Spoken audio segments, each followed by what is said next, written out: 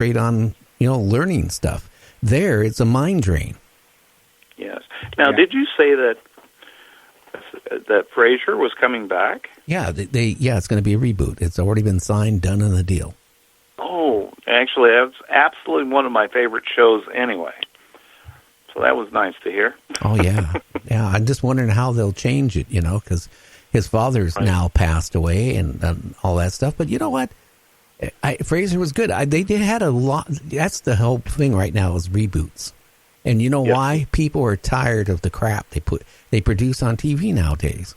And you know what? A lot of the shows are more back yesterday, where you could actually enjoy it. It had a plot to it. Right. Well, the creativity isn't there like they had in the old. The folks back then had creativity. And the folks that are trying to do the writing right now, I think they just take old scripts and they just try to, let's take a piece of this and a little of that and try to throw something together with old plot lines, Well, that doesn't work. It's not fresh. But you know what is fresh? Go watch Donna Reed's show, a rerun, or better yet, Leave It to Beaver and watch the whole episode. And you know what? You're going to laugh a couple times during the episode, and you're going to walk away and you're going to feel good. You watch, what they put out nowadays, and you know what? You're stressed out afterwards. Well, it's unreal situations, too, because you can't really picture the average person acting like that either. So if you can't relate to it, then it just doesn't keep your interest one bit. No. So. And that's why, like the shows like Finding Bigfoot and all that stuff, I tried watching that type of crap, and I hate to say it.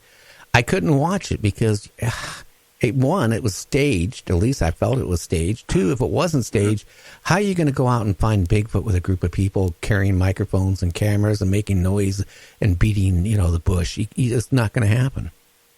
Right. You've got a dozen people tracing around the woods. Well, it could be the same way, not only with Bigfoot, it could be like some of the ghost shows, too. Oh, yeah. Because they stage the drama. I noticed that right before a commercial break, to keep someone's interest, they'll stage what was that sound? Duh! And then all of a sudden cut to break and then pick it up. Oh, it was nothing. It was just this ball just went by, something like that. Well, I was going to have a guest on back about 8 months ago who was on the star of one of those ghost shows. And he quit or got fired or whatever. But what he told me, that they would go out and do the filming. They would come back, and if they didn't have anything, the network would tell them, okay, look, you go back tomorrow and fake it and come back with something. Now, here you're watching a ghost hunting type show, and it's staged, because how many times does that happen? He said he couldn't do that. He just couldn't do it anymore. He said it was more staged than anything ever. Well, there's a lot of people that will take money over conscience, But I'm not that kind of person personally, and I'm sure you're not either, or James for that matter.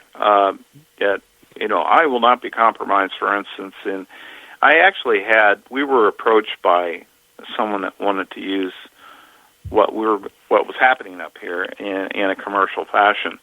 And we just stepped away from that because we knew what was going to happen down the road sooner or later with these. If someone got into a situation where it turned it into a show, the activity that we're doing up here, I knew that would be something that we'd have to worry about down the road. I would, because that's one thing that art instilled into me when I came back on 2 years ago, is doing this by myself now. I can pick my own guest. When I was doing it commercially, I never got to pick my guest. The producers would pick the guest. They would tell me who my guest was and give me the bio, and then I would ask questions. Now I get to choose my own guests. I get to ask my own questions.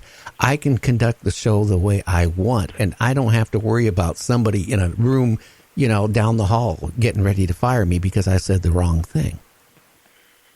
Yeah, that's a lot of pressure. That's a lot of pressure. Yeah. It's not fun. Yep. No. And you want it to be fun, though. That's the whole point. So. I got to ask you a question, Sam.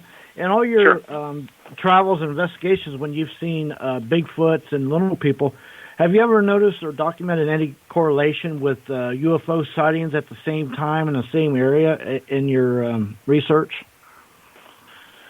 Yes, and there was a couple instances of the two experiences that I had where the area I call the Field of Dreams, the coin term I use for a research area, where I saw the light beams and the orb midday, and several other sightings. For instance, I saw the Bigfoot between two trees in that shimmering blackness, which I am assuming was a portal that the Bigfoot was looking out now.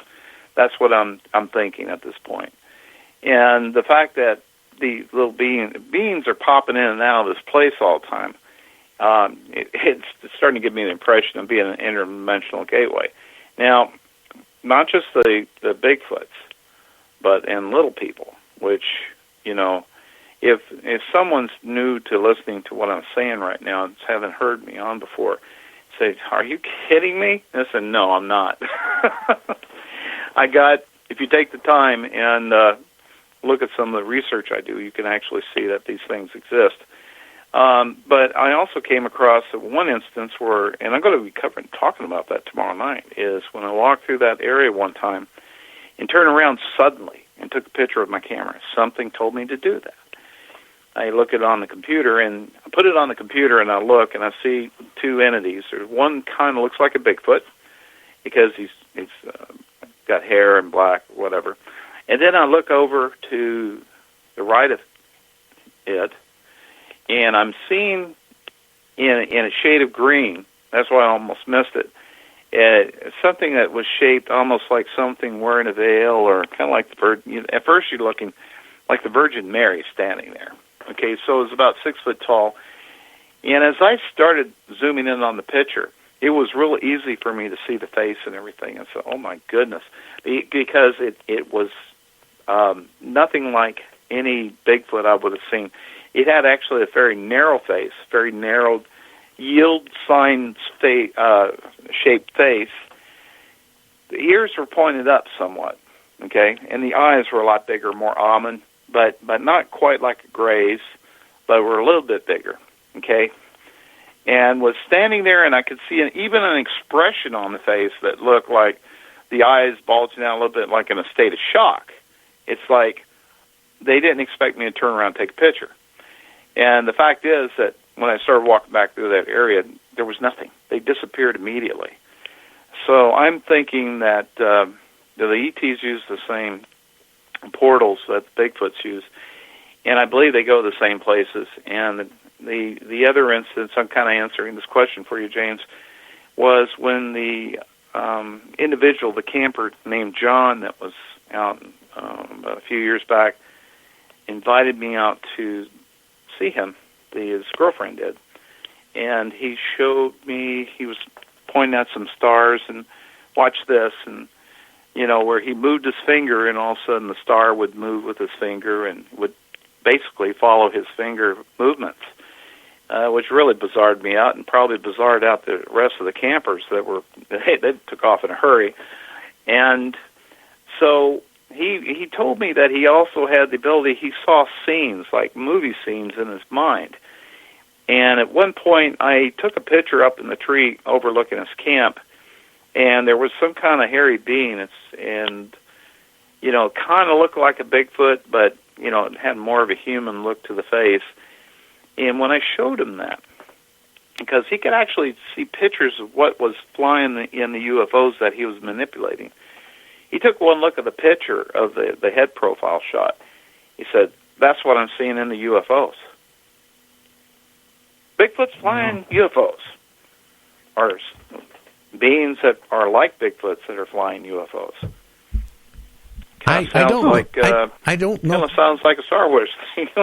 I don't know if I could buy that one, though, Sam, because, I don't think I could buy that because, after talking to even like Bruce Maccabee, we were talking about the movements that these UFOs are making that any humanoid would be nothing much more than gel smeared against the walls of the UFO inside. Unless these Bigfoots are mechanical and not humanoid, that would be the only way they would be able to survive in a UFO. I just can't. Well, I just can't see. I can't buy it.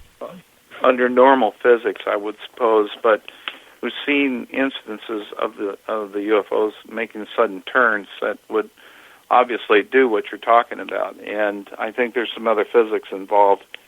And it really all depends on your belief level about how are you looking at this from a scientist's standpoint. And there's nothing wrong with that. Are you looking at this purely from the way we understand mechanics, physics?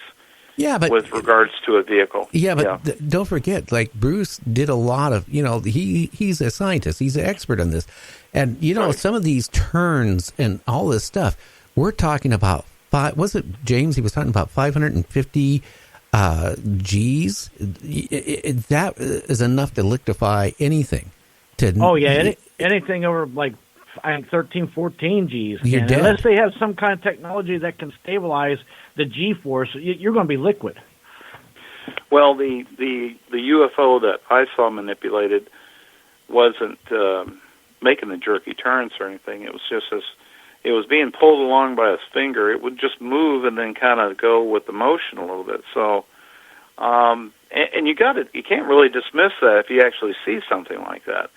I mean, think to yourself, if you were in my shoes and you see someone that points out a star in the sky, how could that possibly be pre-staged? Where all of a sudden now look at this particular star, and he points it out so I know exactly what I'm looking at, and then concentrates and moves his finger, and all of a sudden you see that light moving in the sky following his finger. And it wasn't just a coincidence of like a shooting star, and his finger was just so happened to be moving at the same time. He did different movements with his finger. He went ahead and did a U. In other words, he took his finger and pulled it down and around in a curve and back up again slowly, and the light would follow that as well up in the sky, and then he'd go from the right to the left and out, and then it followed it pretty closely. So that defies any kind of explanation other than a direct manipulation issue of what was going on up there. I mean, I'm left with an experience that I will probably never get an explanation from anyone. I don't see how anybody could give you one because, it defies logical sense. But if you've seen it, you've seen it, and that's the whole point about this. People see things that you can't explain. And what's more frustrating for me is I searched the web for similar experiences of seeing people do this, and I can't find it. And the same thing with the actual portal. It's seared in my mind exactly the light portal I saw, or the light structure. It had a very specific pattern, the way it was shaped. And I looked all over the internet trying to find something that's very similar. I cannot find anyone that has seen the same thing. It is a bit frustrating. Okay. So with regards to the UFO there was something manipulated up in the sky.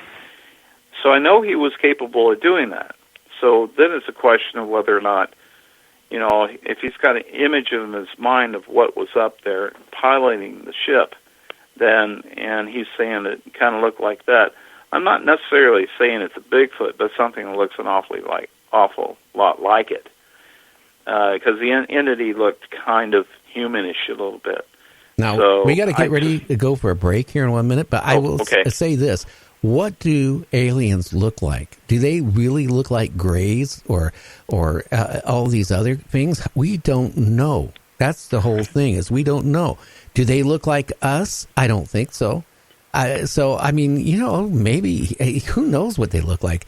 And maybe one of these days shortly we might find out one way or another. We're going to be going on break. We got Sam Ritchie with us. We got James Kirschbaum. Are you still there, James? Yes, I am. And you're going to be here to the end of the show, right? Oh, yes. Okay. Well, again, a big shout out to all the truckers out there that listen to Night Dreams Talk Radio After Dark. I really appreciate, you sending me messages and sending me pictures of your trucks. I got so many pictures of your guys'